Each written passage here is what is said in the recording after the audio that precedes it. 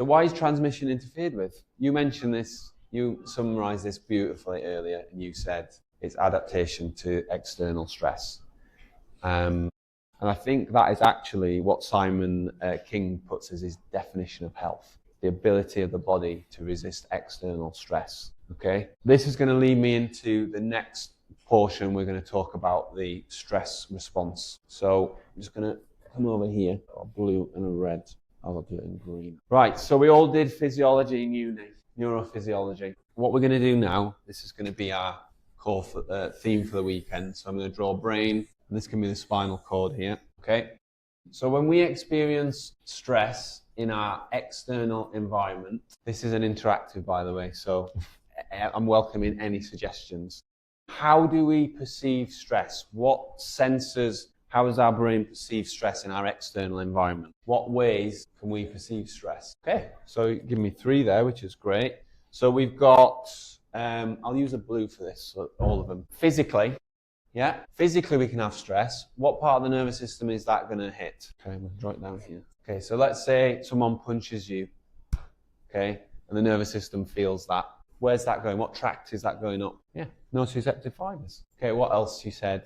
Emotional, didn't you?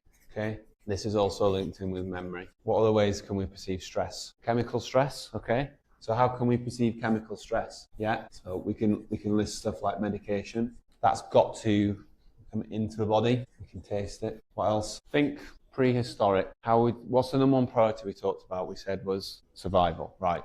So what do we need to do to survive if something is going to come and stress us out? In order to be able to detect that stress coming. Pardon? We were going to go into a fight or flight response, but how do we take a step back? How do we get that information that's going to actually trigger that? Okay, sensors. Fabulous. So we can see it. So we get visual input. We get auditory input. What was the other one you said? Smell. Fab. Yeah, if you smell it, yeah. If you taste it, it's probably going to be a bit too late. Okay, physically coming in. Anything else we've missed there? Okay, temperature change. Yeah, absolutely. Anything else? Okay, so intuition.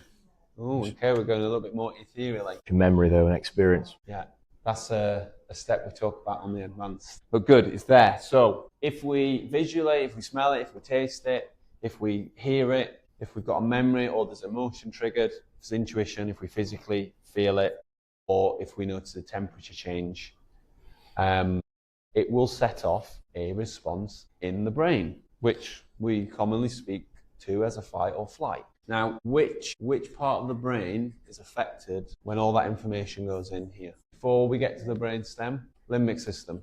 Fantastic.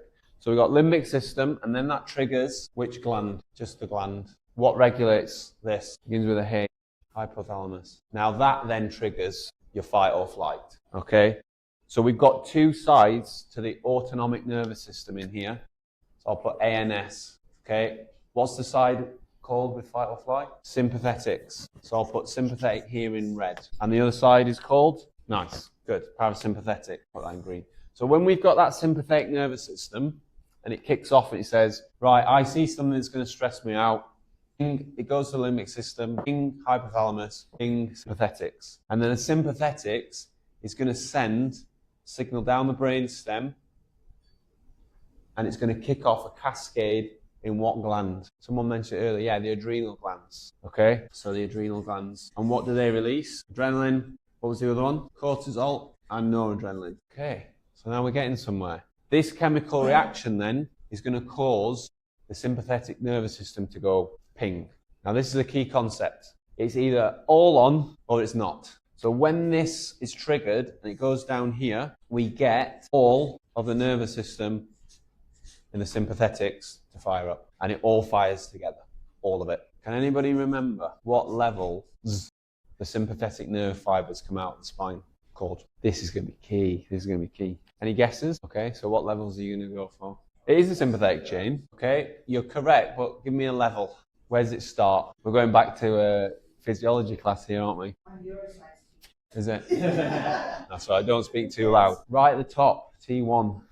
Okay, and it goes down to, nope, pardon? T9, nope. Okay. Where does the spinal cord end? L2. Okay, so we've all learned something there. Or we've certainly been reminded of it. Now, if you think about that, the sympathetic nerves coming out T1-12-3, boom, it's all on. What's going to happen to the body in the short term? If we talk about short-term response, what kind of changes are we going to see in terms of what we mentioned, adaptive physiology? What are we going to see? Okay, fantastic. So heart rate and blood pressure are going to go up. What else? Pupils dilate. Where is the increased muscle tone? Fantastic. So increased muscle tone in the peripheries. Why? So you want to be able to run or fight. You want to be able to use your arms and your legs. Increased muscle tone in the periphery. And also, what else in the periphery? If we get increased muscle tone, nice. We get increased blood flow also in the peripheries. That's correct. So if the blood's going to the peripheries, it has to go away from the center, which means you get decreased blood flow in the digestion and the logical organs, digestion. What else is going to happen with those peripheral muscles? What do we need to be able to run or fight? Oxygen and glucose. So we're going to get massive amount of blood glucose dumping in the peripheries. So blood glucose goes up the full system, everywhere. What else is going to happen in the very short term? Nice. So breathing rate goes up. Shorten the breath though at the same time. And typically, are we going to use our nose or our mouth to breathe? It's going to be mouth breathing. And is it going to be in our chest or our diaphragm? Okay, what about the big thing that patients walk in with? What's going to happen to pain in the acute term? So we've got half and half the room split here. Hands up who thinks it increases pain in the short term. Hands up who thinks it decreases. Hands up who doesn't know. Tom, 2 hands in the air, I think it was. So let's just think about this. The priority is survival. What do we need to do in order to survive? Do we want to be completely unaware or do we want to be hyper aware? We want to be hyper aware. Okay? So hypervigilance is there, and with that, you're going to be more aware of pain sensitivity. So it increases pain sensitivity. This is acute. No, you'll override it because of the system, but if anything does happen, you're there ready to respond. Talk about like nociception. If you're running away, you want to be avoiding things. So if I'm running, I think that's a process for me to get away from that straight away. That's cholesterol. What's cholesterol do for the body? It's a point factor. It's a small molecule that gets released in the blood. As well, so if we're running, we think ourselves of something, instantly like you, right? Because it's survival longer. So we're going to have increased rates or increased cholesterol levels. What's your immune system going to do? Is it going to upregulate or downregulate? We need to survive. Are we going to start doing processes like getting rid of viruses? No. So we get downregulation of the immune system. What about reproductive system? Libido. What's going to happen to that? It's not a priority. Priority is survival. So we get a downregulation. I'm going to put this. Downregulation of immunity system, downregulation of reproductive, and downregulation of digestion, which we talked about. What's going to happen then long term to our ability to...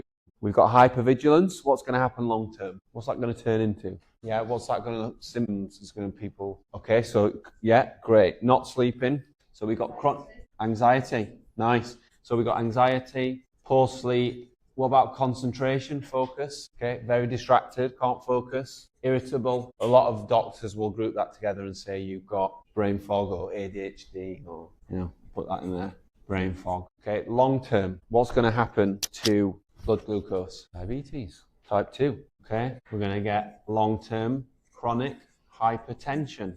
We're going to get long-term chronic hypercholesterol. This is the key, guys. If you look at all the things that happen on the right, you start understanding why in our society we have the highest rates at the minute in our communities of high blood pressure, heart disease, asthma, cholesterolitis, IBS. I'm just reading through them all.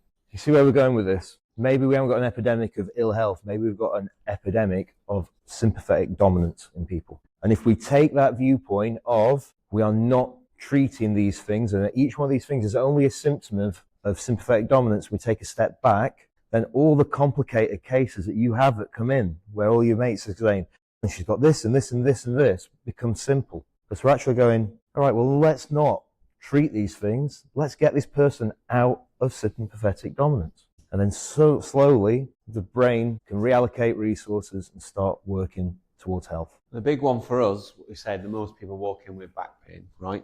What's going to happen to, where are we?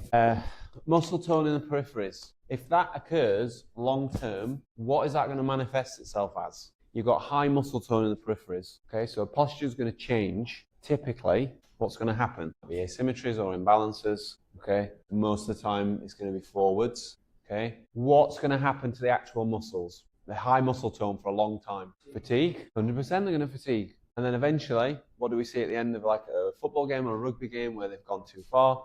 They're cramping. Okay, how many people come in and say I'm cramping? And where are they cramping? Normally it's in the peripherals, normally the calves or the hamstrings. Okay, so we got fatigue and the strain on the joints. Yes, you're going to get joint degeneration, particularly in the most common one, it's the knee. And the last thing with pain, you increase pain sensors here. What's going to happen long term? What did you say? Fibromyalgia type stuff. I'm glad you said that word, because when we look at this and we say, well, what is fibromyalgia? Someone with joint pain, fatigue, posture changes, high blood pressure, high cholesterol, normally got diabetes, they're distracted, they've got anxiety, they can't sleep, poor digestion, no libido, and their immune system's not working. I diagnose you with, no, chronic stress response. Exactly. So anyone that comes in and they tick every box, tick, tick, tick, tick, tick, you go, fantastic. Doing a chronic stress response. Easy peasy. Okay, I'm going to come back to that later.